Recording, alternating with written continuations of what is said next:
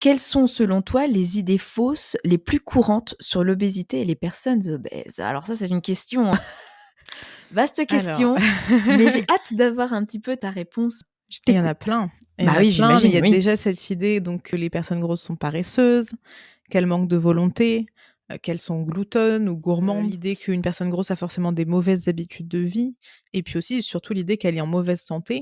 Or, on sait aujourd'hui que, le grosseur n'est pas forcément, égale, mauvaise santé, en fait. On peut très bien être gros et avoir une bonne hygiène de vie, faire du sport et du coup être en bonne santé. Or, dans la tête des gens, dès qu'on est gros, on va forcément avoir un problème. C'est pas, forcément le cas.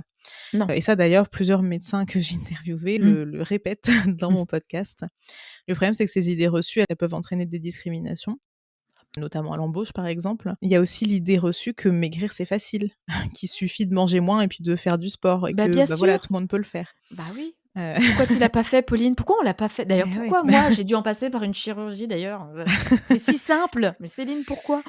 Ouais et alors on sait aussi que voilà, qu'aujourd'hui que la prise de poids, c'est un phénomène qui est multifactoriel. Il y a la génétique qui joue un rôle entre 30 et 80 hein, Quand du même, hein. poids serait lié à la génétique, c'est énorme. Bah oui. Les inégalités socio-économiques favorisent aussi, les fluctuations de poids.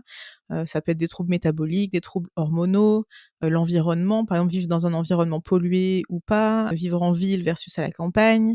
Les troubles du sommeil favorisent Oui. la, prise de poids, le stress, l'anxiété, la prise de certains médicaments, enfin c'est hyper varié en Bah, fait. bien Tu as sûr. tout un tas de facteurs et parfois c'est plusieurs facteurs qui vont jouer un rôle, ça va pas être juste un facteur Mmh. et il y a des facteurs sur lesquels on peut agir, mais il y en a on peut pas en fait. Il faut aussi avoir ça en tête et cette culpabilisation, et cette responsabilisation des personnes grosses, je trouve que c'est assez, dramatique parce qu'en fait non, on n'est pas forcément vraiment responsable de son poids, en fait.